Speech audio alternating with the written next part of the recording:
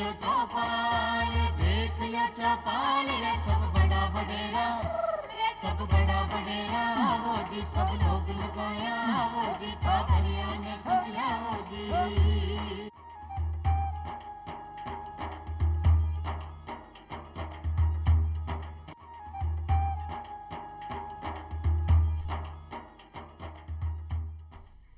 चौपाल देखने वाला सबला दर्शका ने राम राम सा।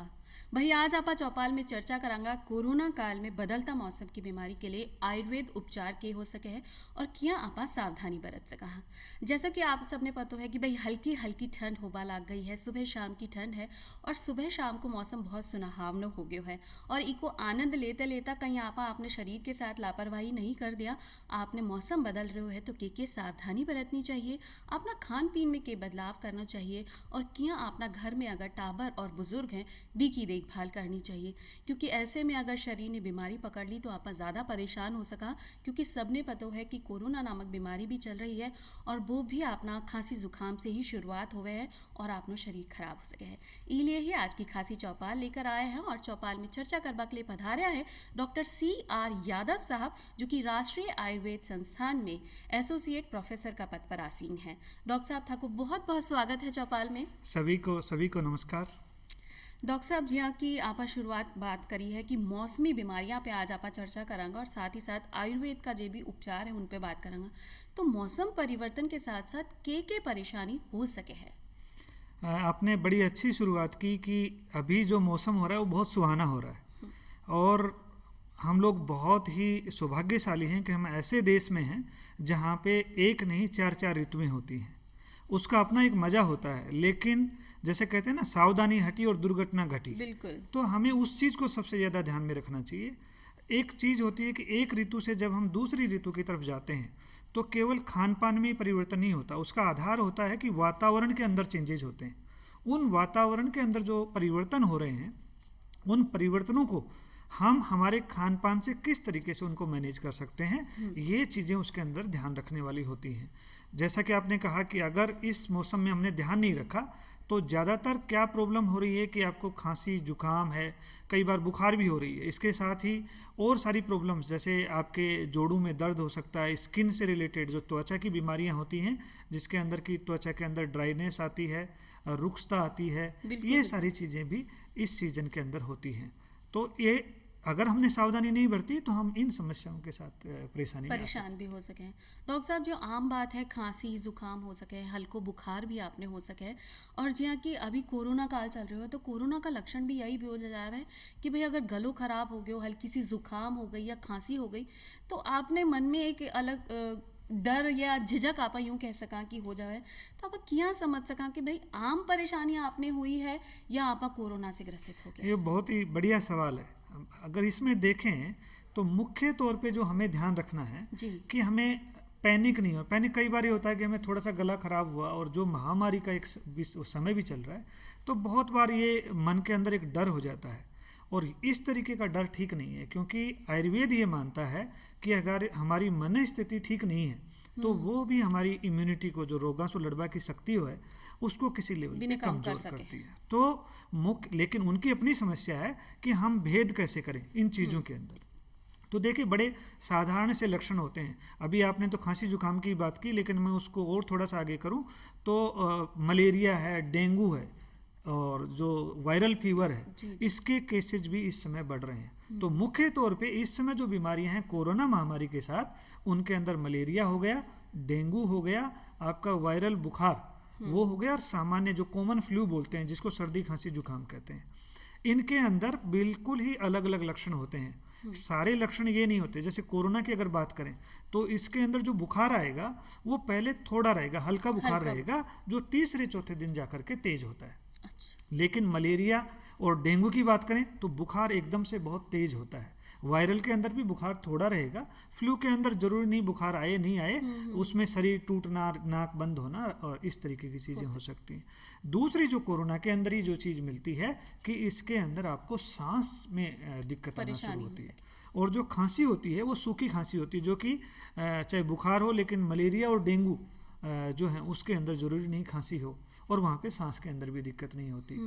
एक जो और लक्षण है जिसके ऊपर ज़्यादा ध्यान देने की और समझने की ज़रूरत है, वो होता है आपकी कमजोरी। कोरोना जो बीमारी है उसके अंदर रोगी को या व्यक्ति को बहुत ज़्यादा कमजोरी महसूस होती है कि वो किसी भी काम को करने की उसकी इच्छा ही शक्ति ही नहीं रहती है। लेकिन और बीमारियों को देखें तो उसके अंदर कमजोरी बहुत कम लेवल पे रह सकती है। डेंगू को अगर हम लें तो डेंगू के अंदर कई बार वोमिटिंग के केस ज़्यादा मिलते हैं, वो कोरोना के अंदर नहीं मिलेंगे। डेंगू के अंदर चकत्ते मिल सकते हैं, स्किन की जो हमारी त्वचा होती है उसके ऊपर लाल लाल धब्बे हो जाते हैं, वो बीमारियां कोरोना के अंदर उस तरीके के लक्षण नहीं मिलते। तो इन सारे लक्षणों को देख करके हम ये ना समझें कि हमारा गला खराब हो गया या हमें जुकाम लग गई या हमें कुछ बुखार जैसा भी कुछ लग रहा है तो उसका मतलब नहीं है कि हमें कोरोना है। तो सबसे पहले तो ये ध्यान देने की जरूरत है जी। तो मतलब सबसे पहली बात है कि घबरानो नहीं है, जैसा कि डॉक्टर साहब ने अभी बताया कि आयुर्वेद को कहना है अगर आपकी मन स्थिति सही नहीं है, अगर आपने घबराहट हो गई तो आपने शरीर की रोग प्रतिरोधक क्षमता भी कम हो जाएगी, जिसे आप बहुत सारी बीमारियां ले सके हैं। डॉक्टर साहब बहुत ही चोखा तरीका से बताया कि भैया आम मौसमी बीमारी के है और कोरोना किया उससे अलग हो सके है। जब रोग प्रतिरोधक क्षमता की बात आवे है तो आप किया अपनी रोग प्रतिरोधक क्षमता ने बढ़ा सका? सबसे पहली तो बढ़ावा से पहले आपने यो समझना चाहिए कि रोग प्रतिरोधक क्षमता कहीं हो है के, है ना। तो सबसे इसी को लेकर के देखें तो आयुर्वेद का जो कॉन्सेप्ट है या आयुर्वेद का जो विचार है वो थोड़ा सा अलग होता है। आयुर्वेद में जो रोग प्रतिरोधक क्षमता यानी कि जो बीमारी है वासु शरीर ने लड़बा की जो क्षमता है उसको 3 तरीके से बताया गया है। एक होती है सहज, सहज का मतलब इन्नेट, और सहज को मतलब हो जाए कि वो जो शक्ति जब माँ बाप सो संतान में आवे उसके अंदर कोई परिवर्तन नहीं कर सकते, क्योंकि जो हमें माता पिता से मिला है उसके अंदर कोई भी परिवर्तन आप नहीं कर सकते। लेकिन उसके बाद 2 तरीके की चीजें होती है। एक होती है कालकृत, कालकृत मतलब समय के हिसाब से। अब इसके भी 2 तरीके होते हैं। एक होता है उस व्यक्ति विशेष की उम्र, यानी बच्चा है तो अलग है, वो जवान हुआ तो अलग है, और उसकी उम्र ज्यादा हो गई तो अलग हो गया। और दूसरा होता है आपके ऋतु के हिसाब से। काल का मतलब ऋतु भी होता है कि जो सीजन चल रहा है। तो आप देखोगे कि खुद महसूस करेंगे जितने भी हमारे दर्शक हैं वो भी कि कुछ सीजन में बीमारियां ज़्यादा होती हैं और कुछ सीजन के अंदर बीमारियां कम होती हैं। तो उसके हिसाब से भी शरीर की जो रोग प्रतिरोधक क्षमता है या इम्यूनिटी जिसको बोलते हैं वो बदलती रहती है। तीसरी आती है आपकी युक्तिकृत।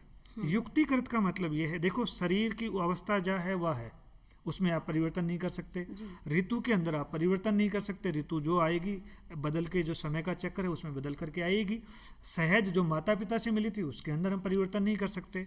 तो तीसरा होता है युक्तिकृत, यानी कि हम हमारे हिसाब अपने आप को इस तरीके से तैयार करें कि जो वातावरण के हिसाब से या हमारी उम्र के हिसाब से जो कुछ कमियां हमारे शरीर को लग रही हैं या किसी लेवल पे उतना हम सक्षम नहीं हो पा रहे हैं, तो हम हमारे खान पान और रहन सहन के अंदर कुछ ऐसे परिवर्तन करें जिससे कि उस जो जितनी कमजोरी लग रही थी रोग प्रतिरोधक क्षमता में उसको हम उस लेवल तक ले जा सकें।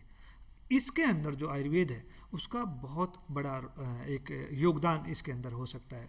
मेनली जैसे आपने अभी कोरोना की बात की, तो कोरोना को अगर आप देखेंगे तो देखिए जितने सारे भी वायरस और बैक्टीरिया हैं इनको हम लिमिट नहीं कर सकते। लिमिट मतलब रोक नहीं सकते। ये पहले भी थे, नाम उनके अलग हो सकते हैं, उनके लक्षण अलग हो सकते हैं, लेकिन वातावरण के अंदर वायरस और बैक्टीरिया रहेंगे और ये शुरू से पहले से रहते आए थे। अब हमें क्या करना है, सबसे पहले तो उसको समझना है कि किस तरीके से ये वायरस काम करता है, फिर इससे हम कैसे बच सकते हैं। अभी मैंने जैसे शुरुआत में ही कहा था कि हमें पैनिक नहीं होना चाहिए। पैनिक मतलब डरना नहीं चाहिए, लेकिन डरने के साथ हमें सावधानी नहीं छोड़नी चाहिए। तो जैसे अगर कोरोना की बात हम कर रहे थे उसमें देखें तो सबसे पहले होता है कि हमें ये पता होना चाहिए कि एक दूसरे के अंदर जा कैसे रहा है। सिर्फ इतना सा ज्ञान अगर हमें हो जाएगा और उसकी समझ हमें हो जाएगी तो हम बहुत सारी परेशानियों से बच सकते हैं। 2 ही तरीके हो सकते हैं, या तो हम किसी रोगी के डायरेक्ट कांटेक्ट में हैं, यानी कि उसके पास क्लोज कांटेक्ट में हम हैं। दूसरा, उस रोगी ने किसी जगह को या सतह को छू दिया है, उस सतह या जगह को हम भी छू लें और उसके बाद हम हमारे जो हाथ या जो लगा था उसको नाक, मुंह और आंखों को छू लें। तो हमें सिर्फ इतनी सी सावधानी की ज़रूरत होती है।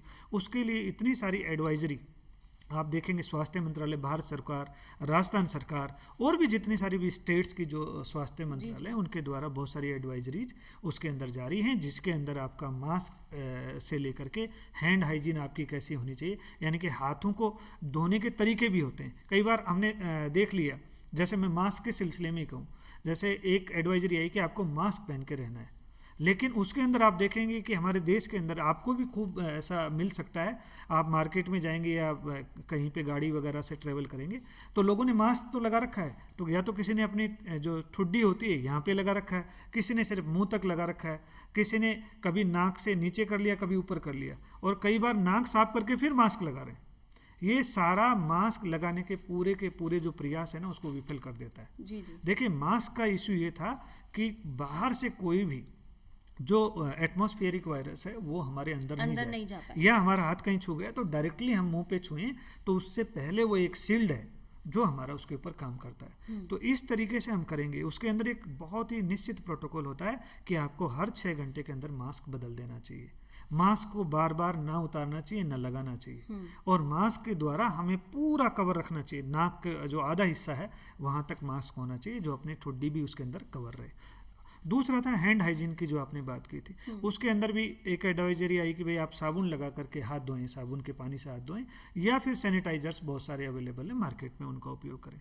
उसके अंदर समय की बहुत बड़ी एक उपयोगिता है। अगर आपने 20 से 30 सेकंड के लिए हाथ नहीं धोया, और ये इसलिए बताया क्योंकि वो वायरस अगर उस साबुन के संपर्क में या सैनिटाइजर के संपर्क में मिनिमम 20 सेकंड तक नहीं आता है तो वायरस मरता नहीं। और हमने तुरंत कई बार करते हैं 5 से 10 सेकंड के अंदर ही धो के हाथ, और हम सोचते हैं कि हम तो अब कोई दिक्कत नहीं है।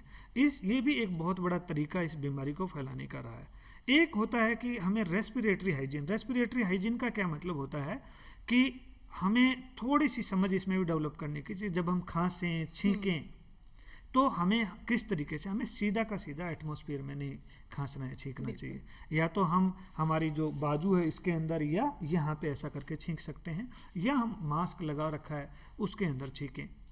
मास्क की भी बहुत ज़्यादा परेशानी होने की ज़रूरत नहीं, हर किसी को मास्क पहनने की ज़रूरत नहीं है। कई बार ये होता है कि हर आदमी देखता है कि मैं सर्जिकल मास्क, या जितने मार्केट में जो हाई क्वालिटी के, जिनकी पैसा भी ज़्यादा लगता है, N95 मास्क, इस तरीके के आप सिंपल फेस कवर यूज कर सकते हैं। फेस कवर मतलब वो गमछा भी हो सकता है, वो आप घर में बनाया हुआ आपके कपड़े की तो मिनिमम उसके अंदर 3 लेयर होनी चाहिए। और उसका बहुत आसान तरीका है कि ये अच्छा है या नहीं है, आप रोशनी की तरफ उसको करके देखें, और उसके अंदर अगर रोशनी आर पार दिखाई दे रही है तो वो मास्क थोड़ा ठीक नहीं है। लेकिन अगर रोशनी पूरी तरीके से आर पार नहीं दिखा दे रही है तो वो उसी मास्क की तरह काम करता है जिसका मार्केट में आप 200-300 रुपए देते हैं। अब बहुत ही चौकी बात है, अपना दर्शकों ने भी एक बार अपन दोबारा बता दिया, जरूरी नहीं है आप बाहर से ही मास्क खरीदा, आप घर में भी बना सका, अपना कपड़ा की जो 3-4 परत करके भी आप मास्क बना सका। डॉक्टर साहब, जब मास्क की बात आई तो आप रुमाल को भी इस्तेमाल कर सका छींकता और खांसता समय, जिससे कि आपने दूसरे की तरफ परेशानी ना हो। देखिए, इसमें तो मेरा ये कहना है कि केवल इस कोरोना को लेके ही नहीं, बाकी ये हमारी आदत में ये आ जाना चाहिए कि हमें जब भी हम छींकें या खांसें तो या तो हमारे शरीर के जो हिस्से मैंने बताया कि आपकी आंख है या बाजू है उसके अंदर, नहीं तो कोई ना कोई कपड़ा आपके सामने होना चाहिए जिससे कि वो दूसरे तक वो चीज़ नहीं जाए। एक बात मैं और बताना चाह रहा था, एक जो देखता हूँ जन सामान्य के अंदर, आप लोगों ने भी देखा होगा कि हम कहीं भी थूक देते हैं, व्यक्ति चलता हुआ कहीं पे भी जाके, तो इस चीज़ से भी हमें बचाव रखना चाहिए। कई बार हम जो मास्क यूज करते हैं उसको भी निकाल करके कहीं भी डाल देते हैं कि अब मैं घर आ गया तो घर के बाहर ही फेंक देते हैं, वो भी वायरस को फैलाने का काम कर सके करता है। और आपका कचरा का डिब्बा में और ढक्कनदार डिब्बा में ही आपने डाला, बिल्कुल उसका प्रॉपर डिस्पोजिशन बहुत ज़रूरी है। और आयुर्वेद तो मुख्य तौर पे इन बातों पे बहुत ज़्यादा जोर देता है कि आपको सही तरीके से अगर अपना रहन सहन कर लिया या अपने आप की इम्यूनिटी को बढ़ा लिया तो आपको न केवल कोरोना बल्कि और किसी भी तरीके की बीमारी से आप बचे रह सकते। डॉक्टर साहब, आप बात तो अपन ने कर ली कोरोना की, लेकिन जो मौसमी बीमारियां आपने हो रही है बी में अपना आयुर्वेद के जरिए की सावधानी बरतनी चाहिए, जिसे आपने कि आपने बताया मलेरिया है, डेंगू है, या और कोई वायरल बुखार है या जुकाम खांसी है, आ सब परेशानी आपने नहीं हो तो के सावधानी आपा बरता? देखिए, सावधानी का जहाँ तक सवाल है, आयुर्वेद में एक वर्ड यूज होता है, ऋतु संधि बोलते हैं उसको जी। और ऋतु संधि का जो मैंने शुरू में बताया था कि एक ऋतु को छोड़ के जब दूसरी ऋतु में जाते हैं तो हमारे शरीर को भी एडजस्ट करना समय पड़ता लगता है। हाँ, और हमारे यहाँ पे इतनी अच्छी व्यवस्था है कि हर सीजन के हिसाब से चाहे अनाज है, चाहे सब्जियां हैं, चाहे फल हैं, ये सब अलग अलग पैदा होते हैं, बदलती रहती है। सिर्फ हमसे गलती कहाँ हुई है कि हमने प्रकृति को उस तरीके से नहीं अपनाया। अभी आप देखिए, कोरोना ने भी क्या किया।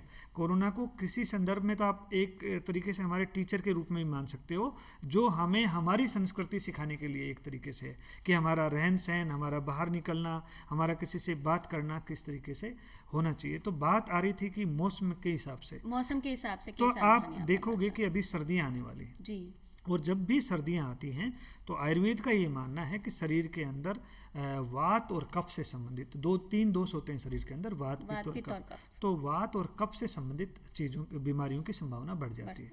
और इसमें केवल सर्दी खांसी जुकाम नहीं है, जैसा मैंने पहले कहा था कि आपको पाचन तंत्र से संबंधित बीमारियां भी हो सकती हैं। दूसरा, आपको जोड़ों से संबंधित यानी हड्डियों से संबंधित रोग भी आपको हो सकते हैं, आपको त्वचा से संबंधित रोग भी हो सकते हैं, और श्वसन तंत्र से संबंधित रोग तो आपको थे ही। तो इसके अंदर एक एक चीज़ को अगर हम बात करें तो सबसे पहले अगर लें कि जैसे साधारण खांसी जुकाम बुखारी हुआ है, तो सबसे पहला जो आपको ध्यान रखना है कि बिल्कुल ऐसा नहीं सोचना है कि आपको, जैसे मैंने लक्षण बताया, आप अब तो खुद भी सोच सकते हैं कि मेरे को कोरोना है या नहीं है, लेकिन अगर सामान्य लक्षण है तो उसकी बहुत अच्छे से आप कर सकते हैं कि सिंपल आप गर्म पानी सुबह और शाम, और मेरा तो ये मानना है केवल इसीलिए इसी समय नहीं, जब भी व्यक्ति खाना खाए उसके बाद आधा कप गर्म पानी जरूर पिए, तो जितनी सारी प्रॉब्लम्स हैं उनसे बहुत आराम हो सकता है। आयुर्वेद में जो था दिनचर्या आपकी किस तरीके से होनी चाहिए, कई बार आपने भी पूछा होगा, हम भी कई बार पेशेंट से पूछते हैं कि आप कितने घंटे सोते हैं, और कई जगह लिखा हुआ भी मिल जाता है कि 8 घंटे की नींद बहुत मतलब फिर आपको सफिशियंट है, आपको और ज़्यादा ज़रूरत नहीं है। यहाँ पे भी गड़बड़ हो जाती है। 8 घंटे की नींद जरूरी है, सही बात है, लेकिन कौन से 8 घंटे, ये समझना बहुत ज़रूरी होता है। जो हमारे सबसे अच्छा नींद का समय होता है वो रात को 10 बजे से लेकर के सुबह 4 बजे तक का होता है। उसके अंदर आप एक एक घंटा ऊपर नीचे कर सकते हैं, और आयुर्वेद यहीं से शुरू होता है। आयुर्वेद में ये कहा है कि आपको ब्रह्म मुहूर्त में उठना चाहिए। आप देखेंगे जो पुरानी पीढ़ी थी वो हमेशा ब्रह्म मुहूर्त में उठती थी। जल्दी तड़का। अब तो ज़्यादातर जनरेशन सूर्यवंशी हो गई है, और सूर्यवंशी का मतलब है कि जब तक सूरज नहीं उठेंगे हम नहीं उठेंगे, सूरज के उठने के बाद ही उठेंगे। और उसका कारण क्या है कि जो ब्रह्म मुहूर्त का समय है, ये समय होता है आपके 45 मिनट से लेकर 1.5 घंटे का, सूरज निकलने से पहले का 45 मिनट से 1.5 घंटे का समय, और उस समय ऑक्सीजन का सैचुरेशन बहुत अच्छा होता है, पोल्यूशन सबसे कम होता है। बिल्कुल। तो उस समय आप अगर उठ गए तो वो जो नेक्टर है, जो जिसको कहे ना अमृत है, उसको अगर आपने अपने शरीर के अंदर रख लिया तो आपके पूरे दिन के लिए वो एक पावर हाउस की तरह काम करता है। जैसे एनर्जी होती है ना, वो बनी रहती है। आप कभी भी खुद फील करके देखेंगे, जिस दिन आप सुबह उठे, जिस दिन आप सूर्य उठने के बाद उठे, आपको पूरे शरीर के अंदर ना वो ताजगी रहती है, दिन भर उबासी लेते रहेंगे या शरीर टूटता रहेगा। तो सबसे पहले तो ये ध्यान रखना चाहिए कि हमारे सोने का समय नियत हो और हमारे उठने का समय नियत हो। उठते ही हमें 1 से 2 गिलास गर्म पानी पीना चाहिए, और ये वही होता है। मैं फिर अपने दर्शकों को, क्योंकि ग्रामीण परिवेश से रिलेटेड ये प्रोग्राम है, कोई भी नाली अगर जम जाती है, एक साधारण सा मैं बताऊं, तो उसके अंदर पानी डालते हैं। पानी डालने में भी आपने कभी देखा होगा, ठंडा पानी डाला तो टोक दिया कि इसमें गर्म पानी डालो जिससे नाली साफ हो जाए। अब ये जो शरीर है जिसमें आप रात को खा करके सोए थे, ये एक नली है, इसके अलावा कुछ नहीं है। तो इसकी सफाई के लिए वो कुछ गर्म पानी हमें पीना चाहिए। होता क्या है कि आदमी उठ करके ठंडा पानी पी रहा है, तो जो वहाँ पे गंदगी थी वो निकलने के बजाय वहाँ चिपक गई जी। तो सबसे पहले क्या करना है कि जो ही आप उठे तो आपको गर्म या गुनगुना पानी। डॉक्टर साहब, मैं आपको बीच में टोकना चाहूँ कि जी हाँ, आपने बोलो कि गर्म पानी आपने पीना चाहिए। अगर आपने कमरा में जो पानी रखे हुए है, जो अपना रूम की सामान्य तापमान को है, वो पानी पी लिया तो कोई परेशानी है? नहीं, एक उसमें कोई दिक्कत नहीं, लेकिन मैंने कहा ना कि हमारा जो पानी है वो शरीर के तापमान से थोड़ा ज़्यादा होना चाहिए। जैसे बर्तनों की चिकनाई, आप तो काम करते होंगे किचन में भी, उसमें देखते हो कि थोड़ा सा गर्म पानी होता है तो चिकनाई या गंदगी बहुत आसानी से। मेरा सवाल सिर्फ ये हो कि भाई कोई व्यक्ति ऐसा भी हो सके जिससे गर्म पानी पीबो ही नहीं जाए।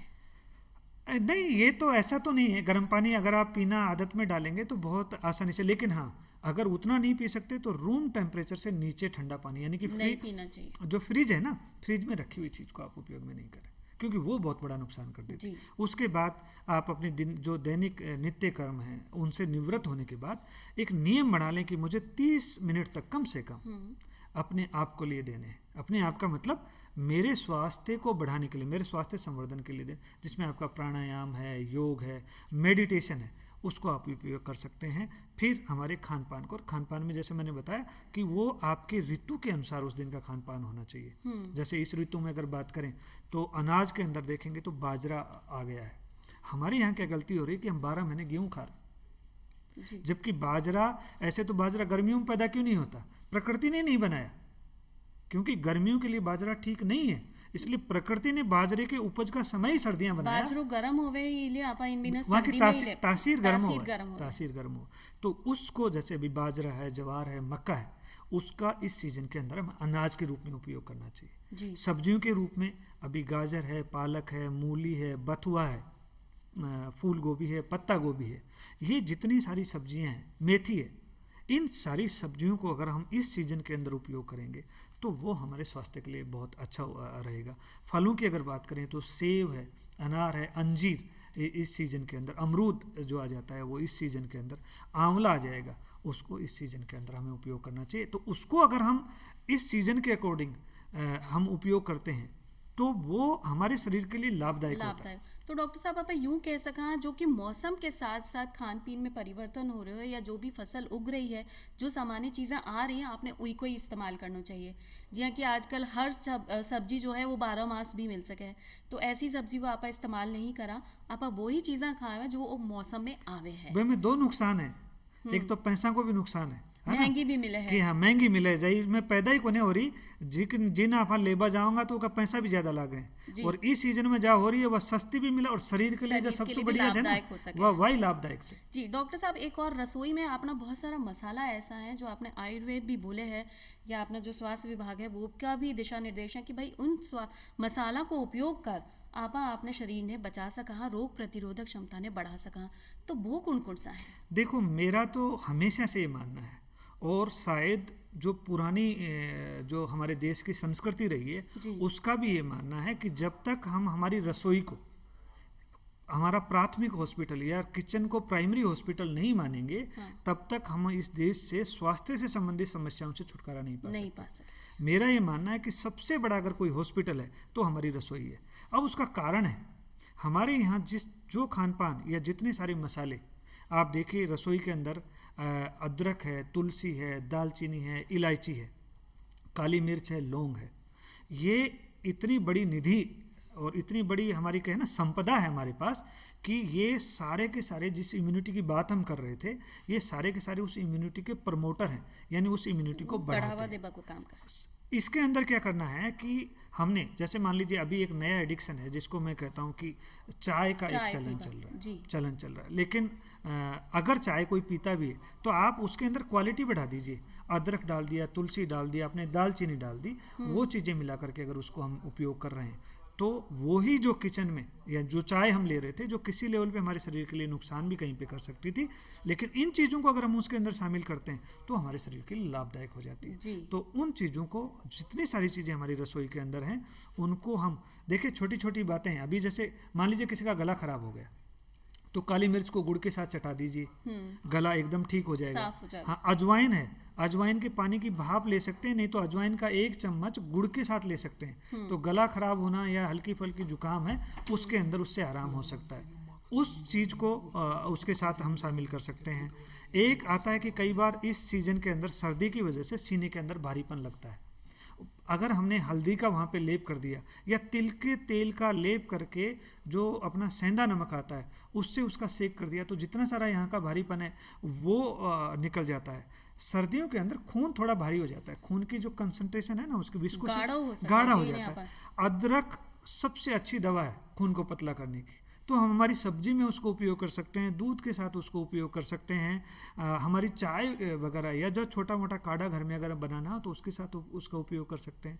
कच्ची हल्दी अभी आ जाएगी जी। दुनिया की, मेरा ये मानना है कि दुनिया की सबसे बड़ी एंटी एलर्जिक, ये जो एलर्जी से संबंधित जितनी बीमारियां होती हैं उसमें वो सबसे बढ़िया रामबाण इलाज आप रामबाण हल्दी ने बोल इलाज। सका। बहुत पहले कच्ची हल्दी को अचार भी डालो जातो, कच्ची जी, हल्दी की बिल्कुल। सब्जी भी बनाई जाती और कच्ची हल्दी मसाला का रूप में भी काम में ली जाती, दूध के अंदर भी उसको डाल करके पी सकते हैं। तो ये छोटी छोटी चीज़ें हैं। अभी आंवला आ जाएगा सर्दियों में, नियमित रूप से एक आंवले का सेवन करिए, वो विटामिन सी का बहुत बड़ा सोर्स है और इम्यूनिटी को बढ़ाने का बहुत बड़ा सोर्स है। जी। तो रसोई में भी अपने पास इतनी सारी चीज़ा हैं जिनको अगर आप सही तरीके से इस्तेमाल करा तो अपनी रोग प्रतिरोधक क्षमता तो बढ़ ही है और झात पे जो भी मौसमी बीमारियां हैं बी से भी आपनो बचाव हो सके। डॉक्टर साहब ऐसे में खास में बच्चों को क्या ध्यान रखा, क्योंकि टावर ऐसा है कि कपड़ा पहनवा में भी इन्हें जोर आवे लेकिन सुबह शाम बाहर भी निकलना है, तो बिनकी देखभाल के लिए आपने क्या करना चाहिए? ये तो मैंने देखो इम्यूनिटी जो हमारी रोग प्रतिरोधक क्षमता थी ना उसके अंदर बताया था जो कालकृत है कि, और आजकल भी आपने एक कोरोना महामारी के संदर्भ में सुना होगा हाई रिस्क ग्रुप, उसके अंदर बच्चे, बूढ़े और गर्भवती महिलाएं या फिर जिनको और कोई बीमारी, हाइपरटेंशन, जिनको बीपी की बीमारी हो सकती है या शुगर की बीमारी, या पहले से कोई बीमारी से ग्रसित है तो इन्हें कह सकते हैं। बच्चों के साथ जो है वहीं से प्रॉब्लम शुरू होती है कि उनका शरीर की जो रोग प्रतिरोधक क्षमता है वो उतनी ज़्यादा अच्छी नहीं होती जितनी एक युवा की होती है, इसलिए उनको ज़्यादा ध्यान की ज़रूरत होती है। हम उनके रहन सहन में, उनको कपड़े पहनाने के अंदर और उनके खान पान के अंदर भी ये जो चीज़ें, जो मसाले मैंने बताए थे उनको थोड़ी थोड़ी मात्रा में चटा सकते हैं। जैसे मान लीजिए मेरा ये मानना होता है बच्चों को दवा देने से परहेज करना चाहिए। तो किसी बच्चे को सर दर्द की शिकायत हो गई तो हर घर में जायफल मिलता है, आप जायफल घिस करके उसके माथे पर अगर लगाते हैं तो सर दर्द के अंदर आराम मिल जाता है। तो इस तरीके की चीज़ें आप घर के अंदर कर सकते हैं जिससे बच्चों को आप इस चीज़ से बचा सकें। तो अपने हाथ में ही इलाज है, अपना घर में ही इलाज है, जैसे कि आयुर्वेद में बोले जावे कि आपनी जो रसोई है वो भी एक अस्पताल से कम नहीं है। अगर महिला सही तरीके से अपनी रसोई चला रही है और खान पान में परिवर्तन, मौसम परिवर्तन के साथ साथ करिए, यानी जो मौसमी फल सब्जी आ रहे हैं बिको उपयोग ज़्यादा अगर आप बढ़ा दें तो आप इन सब परेशानी से बच सका। और जैसे कि आपने कोरोना काल चल रहे हो तो प्रधानमंत्री जी को भी आपने कहना है कि भाई जब तक कोरोना की टीको नहीं आ जाए या अभी की कोई दवाई नहीं आ जाए तब तक आपने ढिलाई नहीं करनी है, मास्क और सैनिटाइजर को उपयोग करना है। यही आज को आपा संदेश देवा है और डॉक्टर साहब इतनी चोखी जानकारी लेकर आया, थाने बहुत बहुत धन्यवाद देवा है। और आज मैं चला फिर मिलांगा एक नई जानकारी के साथ, तब तक के लिए राम राम सा। राम राम।